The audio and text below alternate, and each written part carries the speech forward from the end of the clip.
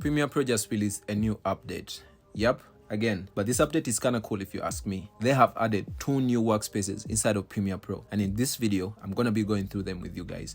Let's get into it. Now, first things first, to get this update, you're going to have to update your Premiere Pro, right? And to do that, you're going to have to come to your Creative Cloud desktop app, and you're going to have to update your Premiere Pro. Mine is already updated. Now, the first workspace they've added inside of Premiere Pro is called the Essentials workspace. Now, this workspace is going to be extremely useful for people who edit on their laptops, me included, as it gives you a huge program preview monitor and a huge timeline. So say goodbye to zooming out a million times just so that you can see your whole timeline. But that's not the only cool thing about this workspace.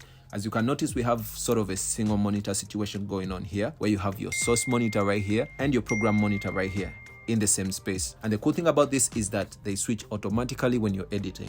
Let me show you what I mean. Now, let's say I have a clip in my project media panel that I want to preview before I actually bring it on my timeline. All I'm going to want to do is just double click on the clip, and it's gonna automatically open up my source monitor right here. Now all I need to do is just go through my footage, mark my ins and outs, and once I'm done, I'm gonna just drag it to my timeline. And if I click my timeline and press play, it's gonna automatically switch back to my program monitor. A couple of other things you can notice inside this workspace is that everything is packed inside of this workspace. So on your left, you have your project media panel, you have your effects panel, you have your frame.io, and your libraries panel. Right? And in the middle, you have your program monitor and your source monitor. On your left, you have your effects control panel, you have your Lumetric panel, essential graphics, essential sounds, and your text panel. And down here, you have your timeline and your editing tools. So in my opinion, I think this workspace is extremely useful, as you don't have to switch back and forth in workspaces to get what you need. Everything you need to add captions, color grade, edit your text, edit your effects is inside this one workspace. So I think it's going to be extremely useful. I'd love to know what you guys think. Leave me a comment down in the comment box below and let me know if you'd actually use this workspace to edit. Me personally, I'm going to give it a go. So this is a thumbs up from me to Premiere Pro. I really think this is extremely useful.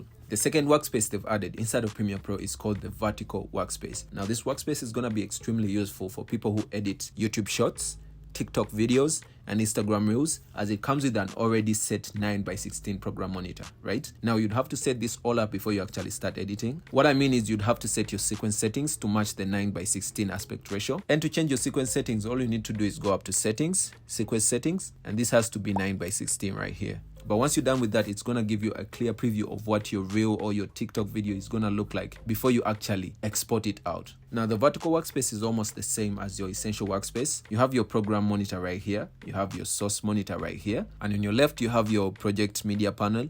You have your effects panel, frame.io, and libraries. In the middle here, we have our effects control panel. We have our Lumetric color panel. We have our essential graphics panel, essential sounds, and the text panel.